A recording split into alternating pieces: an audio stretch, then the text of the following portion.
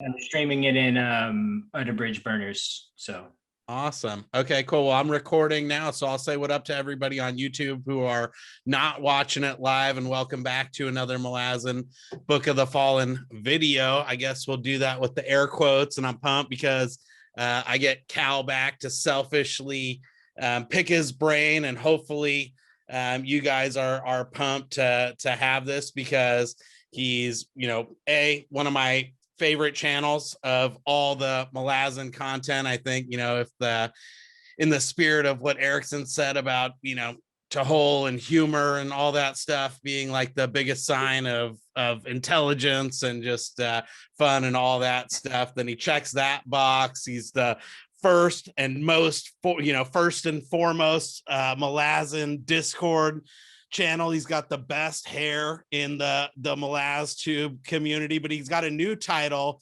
obviously, which is the champion now, the reigning champ of the Malazan quiz night. So that's just some of the bona fides, but I was gonna have you just run through the rest of your kind of Malazan stuff for anybody who didn't watch the tag video, just like how deep the knowledge is, because you're you've read them like 9 times or some crazy amount of times like that.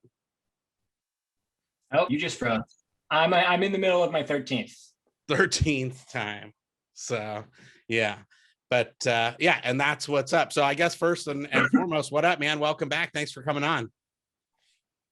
Oh, no problem, man. I don't have much going on this weekend other than that family stuff from earlier. So yeah, I'm down. Cool. So let me click back over there.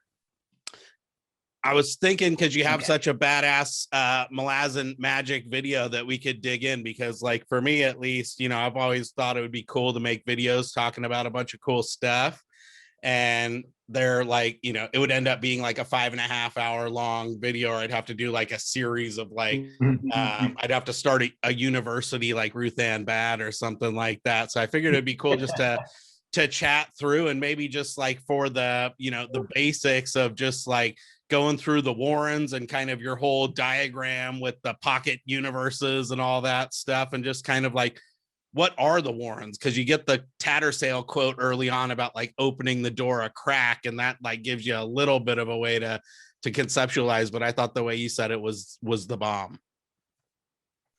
So the Tattersail quote is, open the gate, find the gate that calls to you, nudge it open a crack, what passes through is yours to shape.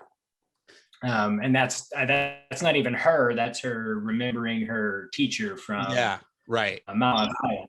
So what is it in Blood and Bone? Celeste says, yes, a manipulator of interdimensional leakage is what she calls it. Right. And so it is that like bubble universe kind of concept, and that's like kind of what the Warrens are, right? Is like that they're like these other like kind of physical places or realities or something, and you can kind of grab onto that stuff and then use it to do cool shit. So a mage figures out which Warren calls to them, and that's what they start messing around with first, right? So Tattersail was Thier, and that was what he decided to mess around with and kind of get used to and figure out how to shape. They also mentioned like cantrips and chaining words and things like that, which don't seem to be like hard and fast. They seem to be more like mental, mnemonic devices, right, to help the mage with the effect that they're looking for. So I don't think there's like any actual spells, like spoken words that actually do stuff. It's more the frame of mind of the person who's actually accessing it at any given time. So they go and they in Path to Ascendancy, when you first get Kashrin's POV, he's walking the roads, right? But his body is sitting down in the Temple of Drek, right, and walking the Warrens while his body is sitting down. So there's kind of like a form of astral projection. Yeah, and Quick Ben does that a bunch too. They journey deep inside the Warren to see what the actual space of the place is like. Because the way I think about it is like there's the planet, Wu, Right. and then all around the outside, existing simultaneously on top of it, are the other dimensions. Some of them are actual physical places, Right. and you can go there with your body. Right. But you can Right. also go there just straight up with your mind, try and figure out, or your spirit, or Whatever, however yeah. they classify Yeah. it. So, like when Quickman in Memories of Ice is like putting Talamandas through his paces. Yes. After he's like, let's test this out. Yeah. Yeah. So he does like the Warren of Stone, and it doesn't address, and it doesn't take him like technically outside of Wu. He's still there, but he puts his body in the Warren of Stone, which exists on top of it, and he's able to pass through like just walk through the walls. Yeah. And stuff. And then he does it again with Cirque, and then he's able to walk physically above on the air. Yeah. And it's like, how does that stuff actually work? I think it depends on the intent of the wizard and what they think is possible. Right. Because what does Erickson say? When you quantify what it can actually do, you're limiting the wonder of the magic in the first place. So yeah, and it's a total like soft magic system or whatever. It's not like the kind of engineered out magic system where it's like a certain amount of metal turns into this amount, this size fireball and that kind of thing. There's like, it's and that's like kind of the cool thing is like there's always this testing component to it, right? Because like even like when Culp is, nobody even knows what they can do themselves, let alone what any of the other people can do. So it's like they're just constantly kind of going, oh, what what can we do? Because what he Culp got him out of the thing by like using shadow kind of and like tricking the boat into thinking that it was ripping through into the water kind of, and that's how they like got dumped back out into the right in Deadhouse Gates. In Deadhouse Gates, when they're on that boat and he like because they're in the nascent, right, and that's how they escaped. Was he kind of made it think that that made the illusion of, but he didn't even know he could do that, right? So and he kind of cheated because he used the pressure wave from the dragon right to power boost what he was doing. And then the dragon didn't decide to obliterate him when she saw what he was doing. She was just like, yeah, that's amusing to me. I'll go ahead and let it happen. Yeah. And then they were able to burst through to the other side. Break on through to the other side. That's right. So, which is kind of like that, like brings me to my other question, really, which is like, all the different like ways that people use magic. And again, that's what kind of makes the books so kick ass is that there's like a million different ways you can walk through walls. Like that first Battle of Pale, you do actually see the lasers and fireballs or whatever it is, you know what I mean? But there's like a lot of different kind of manifestations, I guess, or whatever of magic in Malazan. Yeah, I think it depends on the intent of what the wizard is trying to accomplish. Yeah. So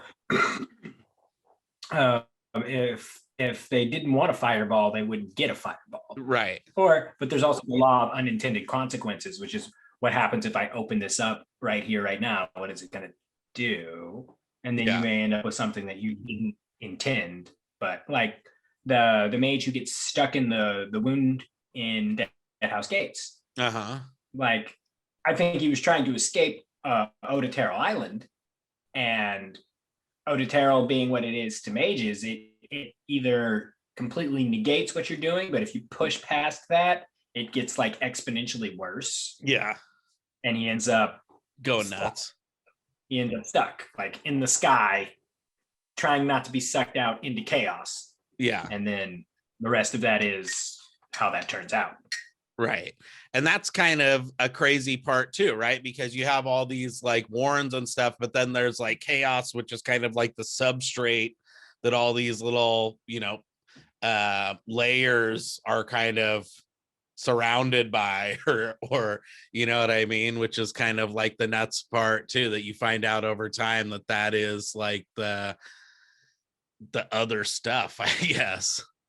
Well, chaos is the source of magic, technically speaking. And it takes a structure and intent to make it do anything useful. Otherwise, it just chaos, it's like antimatter. Once it meets matter, basically, it's going to do something to it, and it's probably not going to be good.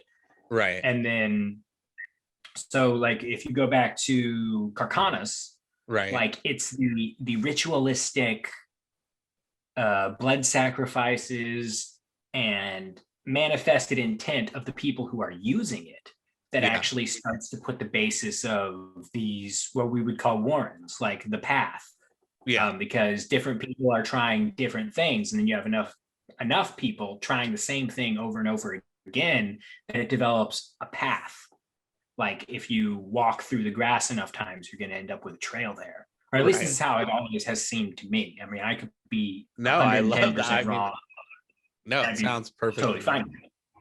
No, I love it. And so like that's kind of like the whole thing, like with chaos being the source of magic too. It's like, you know, and maybe I don't know if you want to riff on this bit, but the whole thing with like, you know, the dragons and how Krull and the aspected dragons, because that, you know, there's so many layers, right? Because like you said, you have the paths through the grass to these places that many people walk and stuff, and like Krull kind of democratizes that, or where it's like you don't have to go through the blood sacrifice route, I guess. That's more like the kind of the old shamanistic sort of way of doing it. Yes. It's like even the Barghast and the Owl and different people like that, they're shamans. Enath and the Wiccan sometimes using those spirit gods.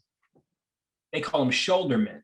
Yeah. Because they take the veteran shoulder blade and they would use it in whatever capacity they would during their ritual to try and make things happen, whether it's contacting the spirits of the land or looking for water or trying to make fire or whatever it was. And so that's like the oldest style. I mean, that's what they call it, the old magic, is contacting the life sparks of different creatures and speaking with the spirits of the land and all that other stuff, right? Yeah. You froze on me. Oh, did I freeze? You froze for like half a second. Now okay. Yeah, no, and that's nuts. The first one. And so, like, you know, Krull basically said, like, you don't have to go through those old paths or whatever. You can just, like, you know, cruise through my veins and access your, you know, and kind of go to work that way, which is, I guess, like, that pissed a bunch of people off and stuff. But then you have, like, kind of snowball effects, I guess, because you end up with all these different people experimenting and doing all this gnarly stuff. It's like, because what is the Vitter?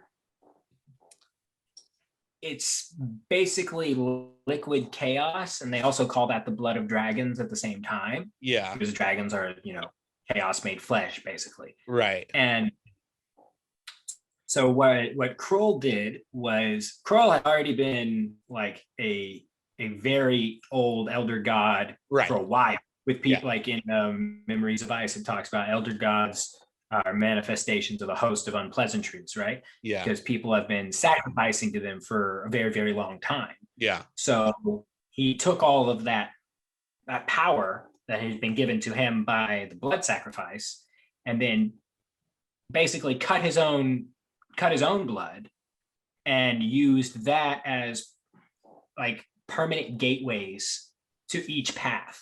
Yeah. And then from there, he made blood pact with different of the dragons. Yeah. And he made some of them share so that they wouldn't be supreme rulers, because basically when you take over a warren and you're the leader of that warren, the one who sits on the throne or whatever you want to call it, then you're basically a god at that point. And so rather than having draconic gods again, because it seems like the Kachin Shamal worship dragons in one form or another. Yeah.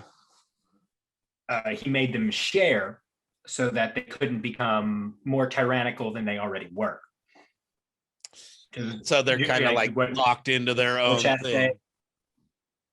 Dragons are always trying to win or get one over on anyone else and be number one. The dragons are always looking out for number one. Yep. So by making them share, he kept them from, utilizing that blood and that power to basically enslave the world, because that would be bad.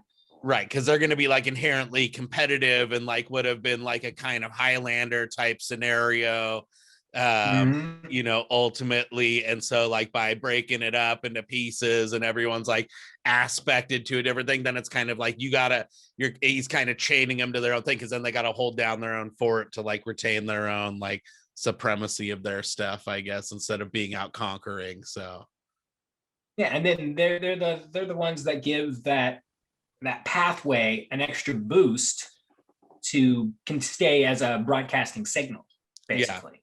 Yeah. Because like the Beasthold went away for a while, right after the ritual of Telon, which Telon and the Beasthold I think are like this. They're like right next to each other, metaphysically speaking. Yeah. So when they did the ritual of Telon and it, turned all of them into dust, basically. The Beasthold being right next door, and the fact that they hunted all of the beasts in their realm to pretty much extinction. Yeah. It didn't destroy the realm, but it made access like not great. Right. Not great at all. Yeah. So when Tog and Fanderay were actually able to go back and open it back up, it caused a pathway to come back to Telon. So then some of the random IMATs that we meet throughout the series are able to like access Telon again. Like Onas Tulan basically has a bubble of Telon around him permanently that he can't get rid of. And it's always interfering with other people's stuff, because it's going to make whatever path they're using have to pass through Telon in order to get to, and then on the other side of Telon's chaos in one form or another. So it's just going to fuck up whatever they're trying to do. Totally. Which is what happened with Tattersail and Belladon, is he was like too close to their hug, their epic hug, and actually that's why in Memories of Ice and stuff too, they say that Tool is really so like, because she was accusing Pran Cole and all that stuff, and he was like, yeah, it was actually like, Tool was the one who had his Warren unveiled that like basically led to the kind of creation of Silver Fox and what that like little baby kind of turned into as that Bonecaster. So I've never, this is why I love having you on, because like I always thought of the kind of Highlander aspect of the kind of Krull dragon pact, but the kind of the sustaining of the broadcast signal, like that analogy is killer, because like it's kind of keeping the tube open, right, for like stuff to be able to pass through. And that's like I would have never connected the dots. That's bitching. And that's kind of like the other really good like analogy that you had was like on the Azath thing too, because it's like of them being the kind of because they're not like the whole thing with the deck of dragons and the Azath, and maybe you can talk about that, because you got some really good analogies about them being the kind of like white blood cell of the Malazan universe. So they're not like directly the ones doling, meeting out power and stuff like that, but they're kind of like the living tribunal or something of Malazan, where they like, stop stuff from getting too out of control. What's the deal with that? Because they kind of have, or maybe they're just the catalog of all these different, once, future, and past like layers that are out there of that kind of metaphysical space. I don't know. It's there's this weird incestuous kind of relationship there on all three. Well, the Kharkanas books have definitely messed with my head and my understanding of the Azath in general. Yeah. It's because you have the Azathani, which apparently were a part of the same world as Kharkanas and Gale. Right? Yeah. But through the other books, that there are Azath houses and Azathani in different realms. So they exist in all places in one form or another. And I don't think we're going to get a straight up answer on that. But whenever it's like a god or a really like the Azathanai or some form of being walks out from the Azath house that kind of manifests the world around them, and then other things start living there. And maybe they created them, maybe they helped them, become sentient or whatever. And then, just like anything else, they get bored and they go away.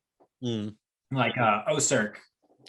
And just like he's basically done with all of it at this point. He's like, I don't care anymore. Yeah. I'm gonna go do whatever I want. And he likes going to random realms that are like just popping up and they're like little bubbles on the outskirts of chaos. Yeah. And out there for a little bit. But so the Azath exists, and like the reason they exist, I think, is because somebody tried something that was too dangerous at one point or another. And it shows up to take care of that thing that is too dangerous. Because in Gardens of the Moon, you have Race Finis gets planted in the ground over by where there was a bunch of Odoterral dust and a bunch of dangerous mages already all together in this area. Right. And then eats the Finis and uses that to start growing. And then once it starts growing, it's able to tap into the Azath network, because once you're inside an Azath, you can go to another Azath. Right. Yeah. As long as there's a house there. Yeah. So then it becomes like a self-sustaining, self-feeding sort of thing once it's already been created. So like, and then in Reaper's Gale, when we see another Azath created, it's when the Finis of Scavendari Bloodeye gets stabbed into the blood of a Forkral Assail, or a Forkral Assail spirited person. Yeah. In right next to Starval Dimmaling, like right next to it. Yeah. All of those gates are showing up right in the refugium. Starval, like any warren that has a gate that you can physically walk into has manifested right here by this edge.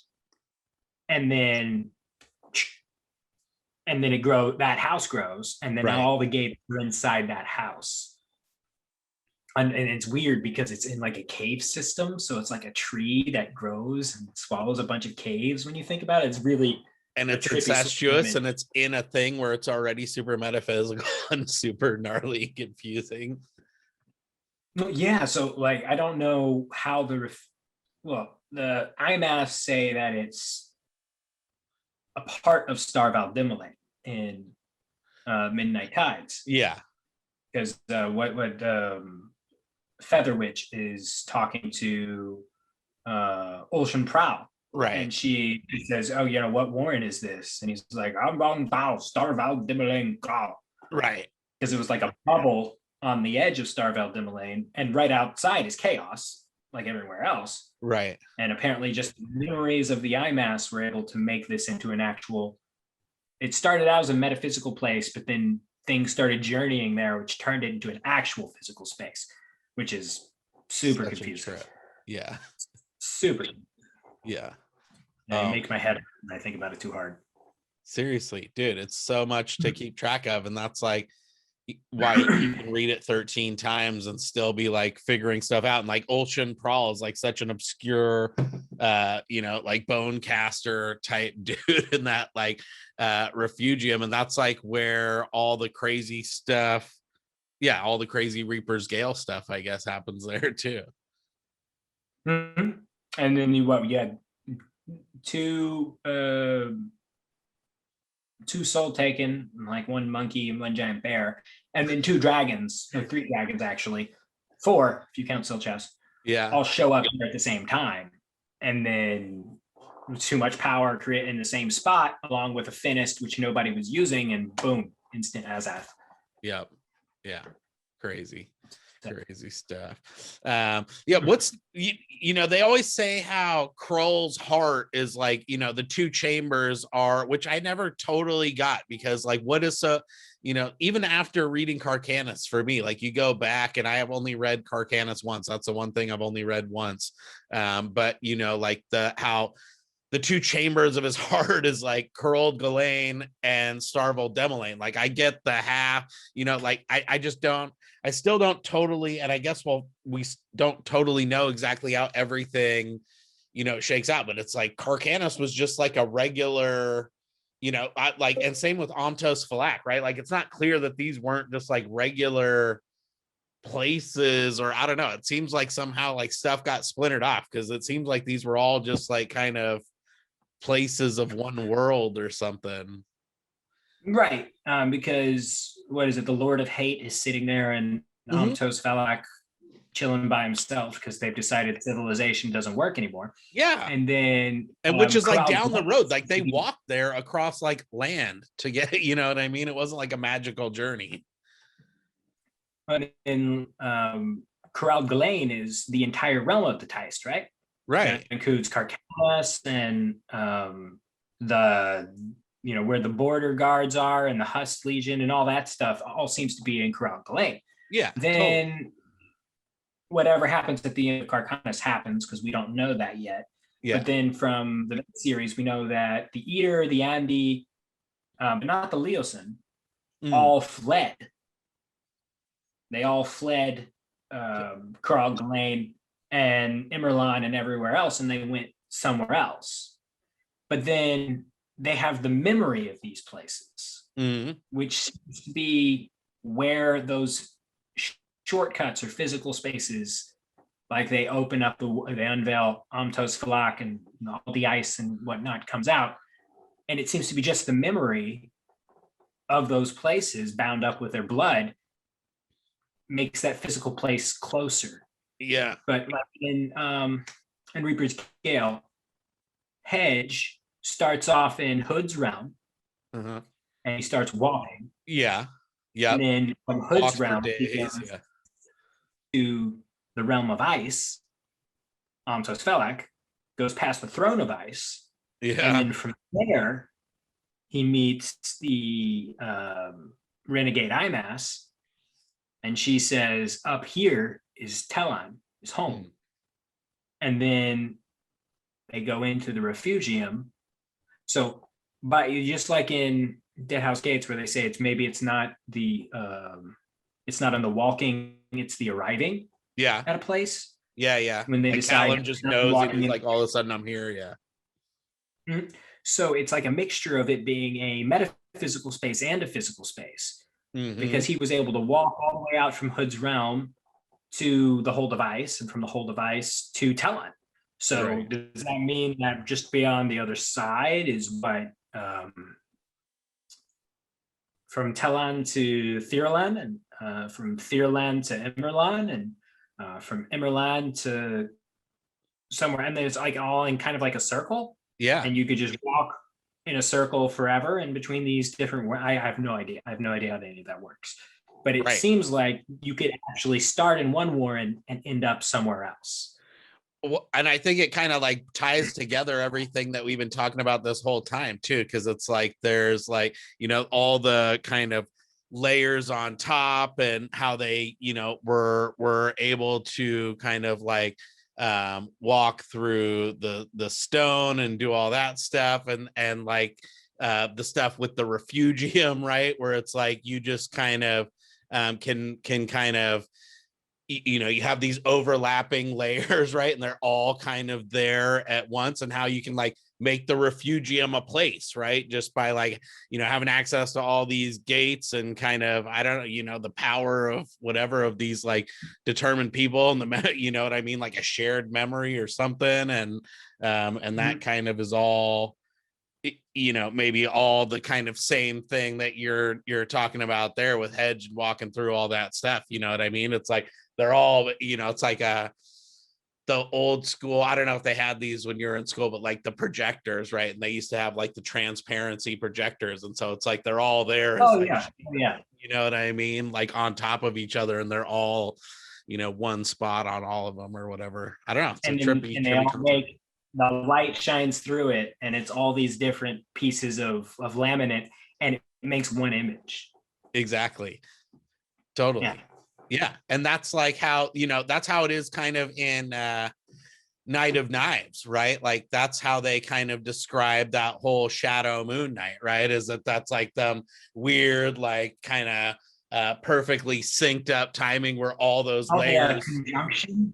They called it a conjunction, right? Yeah. And you can be walking through Malice City and you end up in Shadow. Right. Or somewhere else. Right. Somewhere between Shadow and somewhere else. Like she's walking through the streets and she ends up in this canyon and the hounds are chasing her. And then she climbs up and out of the canyon after talking to Oleg. And there's the tavern right there. Right. Yeah. So it's like, I want to know how it all works. I feel bad for Oleg though. Oh yeah. I feel like deserve that, but can't win them all. What do you, just total side tangent, do you think that's gonna, for me, I think the Knight of Knives is gonna end up being like the end of the path to Ascendancy versus the start of the Esselmont stuff, like the, you know what I mean? Because like once they fill in the Malik Rel piece or whatever, I feel like then it'll end on Knight of Knives, and then you go into the main, or like whatever, the Book of the Fallen.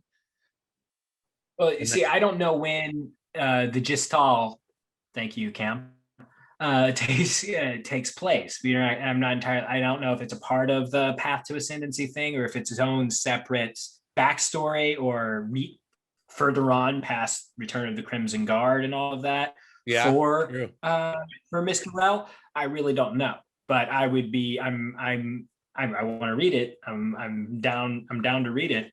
Oh, and I have to make a correction to my Warren's video that AP Canavan was more than willing to point out when he was talking to Ian, like I know the guy on his channel. He said, I've seen videos about people talking about warrants, and I'm like, oh no, he's probably talking about my video. And he goes, and they say things like humans can't use elder warrants. And he's like, but in Return of the Crimson Guard, you have humans using Bauchelain and Immerlot. And he's like, so it's not a hard and fast rule. And I'm like, you know what? That's right. In general, humans can't use these. In general, there are specific times where it seems that is appropriate and can happen, at least from what I remember. So if they want to come and tell me, they want to, spoil Walk in Shadow for me a little bit about how this stuff's working, I won't be mad. Yeah, exactly. But that is my general understanding. So I just want to put that correction out there that yes, AP, once again, Professor Fireball, you were right. And Dr. Fireball. It was Dr. Fantasy and Professor Fireball. Oh, you're right. Yeah. Mm-hmm. Yeah. So hey, you gotta defer to the professor there. But you probably mentally blocked it, because that scene when Hogue actually gets into Bauchelain is pretty gross, because he's like pouring the congealed blood all over himself and stuff, which is pretty gnarly. So, which kind of brings me to that. I'm at the end of part 1 during my reread for the video coming up for next week, where Dr. Fantasy and I discuss Forge of Darkness. Oh my gosh. I'm gonna finish this week. That's epic. Yeah. I'm so pumped. I'm excited. Yeah, because like that needs a gigantic, huge, like Batman size spotlight shined on it, and you guys are the right ones to do it. That's gonna be legit. I'm gonna increase the gang of 63 to at least 64. That's what I'm trying to do. Okay, cool. Did AP also read Kharkanas recently again? I don't think so. I think he's still doing the read with he's just gonna freewheel it. Dr. Fantasy and whatever. Yeah, as far as I know, it's just gonna be me and Mr. Chase. Okay, that's cool. That should be fun. You guys are epic. Well, that's cool. Oh, the other thing I wanted to talk to you about too, in addition to just the Warren stuff, is that and maybe I don't know which order you want to talk about them in, but I know that you would have good insights on the whole Karaba stuff, because I know that is still like a confusing part for a lot of people, you know what I mean, that would benefit just from a general rundown. But the other thing is, it's not just Warren and Hold magic. Like you said, there's all kinds of weird stuff, and like the wax Riga from the beginning, and like bottled commanding animal. There's all kinds of other weird stuff too, in addition to just the kind of ill-defined warrens. Well, any thoughts on either of those? Wax witches seem to be a mixture between the old magic and necromancy. And you could argue that the old magic is a form of necromancy, and I wouldn't necessarily disagree. True. Contacting spirits and whatnot seems to be in the necromantic wheelhouse. Like when Broach and Bauchelain are talking about their aspects of necromancy, Bauchelain says he's primarily a summoner of demons, and Broach actually works with the dead and the flesh. Yeah. So communing with spirits and stuff could be considered a form of necromancy, especially in, because they're already passed on mostly, right?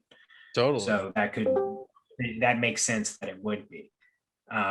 What they're doing exactly there, it's also it's kind of like what's her name, Samardev, yeah. How she traps. She has spirits and candles, and she also uses her fancy knife to trap ghosts as well. She throws her blood on it or spits on it, and she slashes it through where this is manifesting, and she traps it inside her knife, which is basically just like Dragnapur.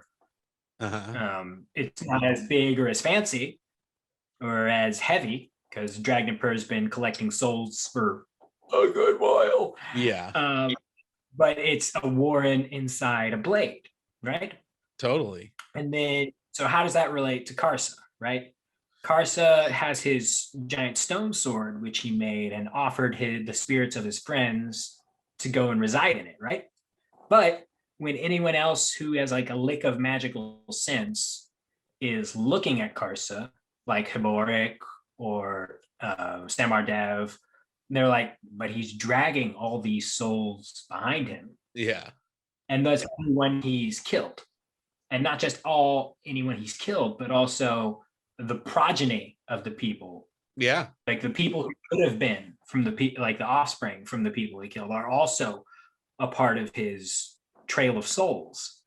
And the more he gathers to him, the more powerful he becomes. Yeah. And it's not like he set out to do that in the first place, but part of his belief system and everything is locked up in the taking of souls and the murder of children. And more and more he killed, the more souls that get attached to him, the more he becomes, how do they put it? Strong Thelamin Toblikai become a warren unto themselves. Yeah, totally. He's just like a living wax breathing. Like that are like dabbling in that sort of area. But considering Toblikai are giants and live for a very long time, they can actually get some serious momentum into becoming something like that.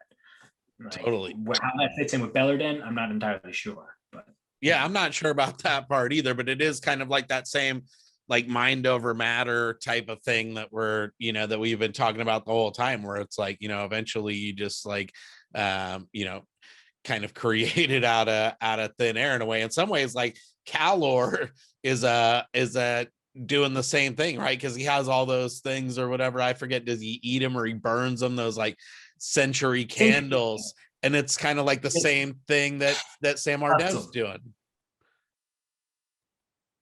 Right. Kind of, but it's not like Samardev is burning the candle to keep herself alive. No, yeah, but I mean, like, those are trapped souls or power or whatever that he's snuffing or huffing or whatever he's doing to get his extra longevity. Right. Well, I think it's just to help keep his body young, because according to the curse, yeah, because he can't die, but he can become more decrepit. Mm-hmm. Then, okay, this brings me to, so you have the tiles and the deck. Yes. And then, if you recall Toll the Hounds, the Rogue Segula, Studlock. Oh, yeah. and or Studious Locke and his buddies who Yes. are guarding Vorkan's Manor with Scorch and Lef Yeah. and Torvald. Mom. Yeah. They're when Torvald first starts to realize that they're rogue Segula, Yeah. he's following them around without like trying to let them know that he's following them around. And Studlock goes over to the two of them, and they're sitting there and they're rolling a pair of dice or a set of dice over and over and over again, trying to get them to come up with something else. But the faces on the dice are either like the same images as the tiles or the same images as the deck of dragons, because they cast it to kind of see the future or what's going on. And they're like, oh no, the Son of Darkness is coming, and we're seeing Hounds of Light and all this other stuff.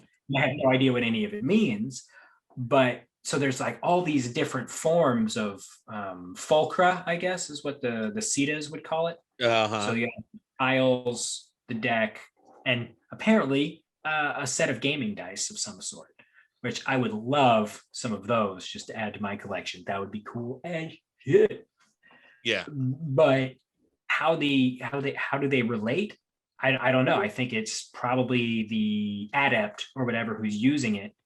They're tapping into their warren to mess with this stuff, and then through them to the cards, they kind of get a connection going with everything else. I don't have no idea how any of that sort of stuff works, what but the it is mechanics deeply are. fascinating. Yeah, totally cool. Well, because like even Fiddler, like he's technically not even a mage, right? So there's like some universal kind of undergirding there or something that's like, helping tell the Zath when and where to spring up and stuff like that. You know what I mean? Because he's attuned to all that, but it's like, you would never see him like access a warren or do anything really, but it's like, and he's like I'd argue that Fiddler is Makra. Yeah, he's like a bent, a picker and blend, because Blend doesn't know she's a mage, right? But then somebody else like looks at her and says, kind of like, it might have even been Makra, I think, or I'm not sure, but she had some kind of a a menace or something, or like when someone was like, oh, she doesn't even know. I forget who said it, that she, and that's why because she offers him her stone. She offers him her stone. Yeah. For luck to keep him safe or whatever. Right. And he's like, no, you keep it. Without it, you wouldn't be Blend. And then he's like, natural talent. And she like thinks to himself, natural talent, as she walks away. Yeah, and that's like all he said about it. Yeah. No, that's true. I mean, yeah, he could be, because like he's a badass with those things. You know what I mean? Like those readings, especially, I forget which one it was, like the Dust of Dreams reading or whatever, when Tavor doesn't get a card and all that. Like that's like a power magic moment where stuff's going. It's like there's, elemental forces or something happening. I think part of it was the errant trying to contest the reading. And because he doesn't like the deck of dragons, because he's they're usurping my rightful place, even though I went and hid for 70,000 years because I'm a baby back bitch. Yeah. And so he's showing up to contest it, and he's got a bunch of power with him. And then you have 13 people, which is an unlucky number for a deck reading in the first place. Yeah. And what is it? Over half of them are some form of mage. Yeah. Or have a lot of power with them, because you've got Bryce Bedect, Tavor, Quickbin, Sandalath, Drew Corlat, Fiddler, Ottle, what's her name? Lostara Yill, the Shadow Dancer. Yeah. I got 7, so I think I got over half of them, so I'm good with that. But that's why you're the quiz champ, my friend. Yeah. That should be one for the Dust of Dreams. Name at least half of the people who were at the reading. Damn, that would be cool. But that's like a question that AP would ask, probably. Yeah. Nah, it's no fair. And your, what was the first word? Toblikai says to like, really? What was the very first word? Hey, that I have to thank AP actually, because that was the only one where I got bonus points for at least giving a humorous answer. So I said Shike's dead. So oh, I got half of it. I got half the answer. So I thought that was right. That was it's she's dead. oh, Shike. she's dead. Okay, yeah. Well, you would get it like 99% of the way there, of course. I was surprised I got 41 of 35. Yeah. I didn't think I'd gotten that many. That was pretty badass. That was pretty badass. The other ones are like Soul Taken and Divers, right? Because like those get created and that has nothing to do with Morn magic or anything like that. Some of them were created through ritual or because rituals technically they're accessing a warren through the ritual. To the ritual, yeah, true. So are they they're contacting the beast hold or whatever in order to do that. Kroll can apparently make somebody a clay bird. Yeah. And unless you drink Kroll's milkshakes. Yeah. My milkshake brings all the birds to the yard. Exactly. Kroll's milkshake brings all the birds to the yard. That's what's up. This guy. Yeah, so I'm not entirely sure how that I know we know it's a thing, but how it exactly works into the rest of the it's a soft system, so I'm not going to call it an actual system. Yeah. But how that actually lines up, I don't know. It seems like all bonecasters, not all bonecasters, but most bonecasters seem to have a soul taken form of some sort.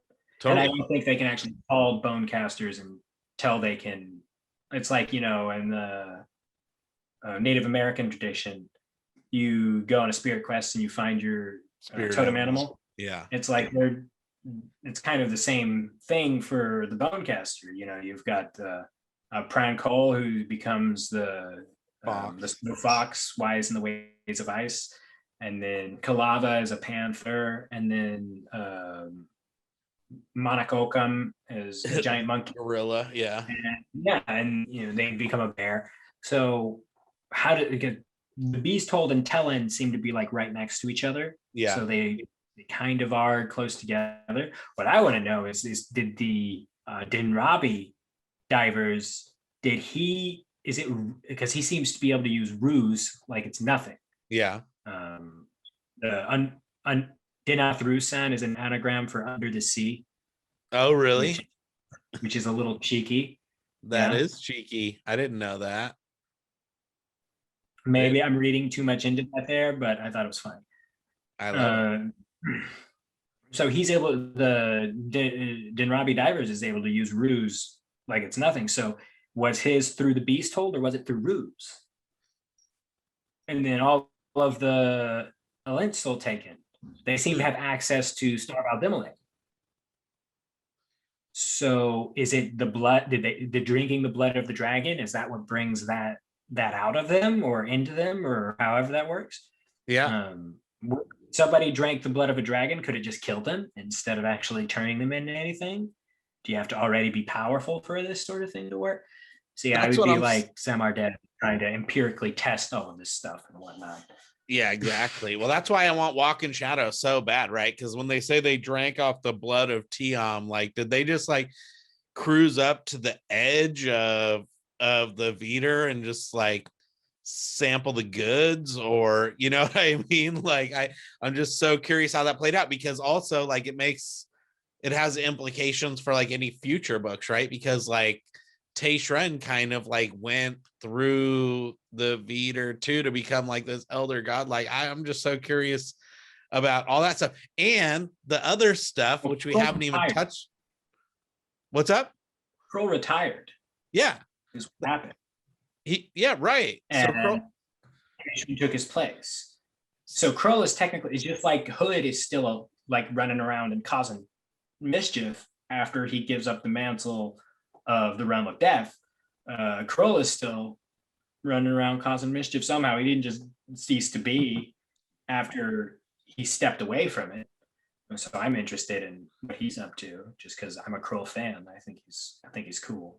Yeah, me too. He or she, he could have turned back into a chick again, and now he's out doing like other stuff. You know what I mean? And just totally experimenting, and like the Icarium paths, because now that you had the holds, then you had the warrens, now there's these like coins or whatever it is, right? Or whatever the there's like Icarium's whole new magic system that Grub and Sin use and all that stuff. So like there's if Kroll can, why not me? I want to know how all of that works. It seems that every new structure that gets put on top of the system allows for finer and finer control of whatever it is dealing with. So like they say the holds are like wagons with square wheels, and then warrens are wagons with round wheels. So does that make Icarium's warrens wagons with power steering? Right. Like, with nitrous? Yeah, like does it make it ever finer and finer control for it? It's like I want to know. Yeah, that's gonna be a really cool thing to explore, and like witness. Yeah, we're gonna witness that. And it's only like whatever it is, it's May right now. So yeah, we got like 5 months, man. It's gonna be good. Thanksgiving, like everyone's gonna be hanging out, having family time, and we're gonna have our face stuffed in a book. So, and it's gonna be absolutely glorious. I can't wait. Yeah. I am super excited. I'm so excited. Yeah, totally. I like pre-ordered the book, and I actually got the most epic inscription of pew pew pew. So I wanna get that going. Twice, once on audio and once physical. So it's going to be a good time. What other magic stuff did we not talk about? I feel like we talked about the holds, we talked about the warrens, the Azath, we talked about Icarium stuff, we talked about the divers and the soul taken. What did we miss? Anything cool? There's so much magic stuff. I feel like I could just geek out for days. Let me see.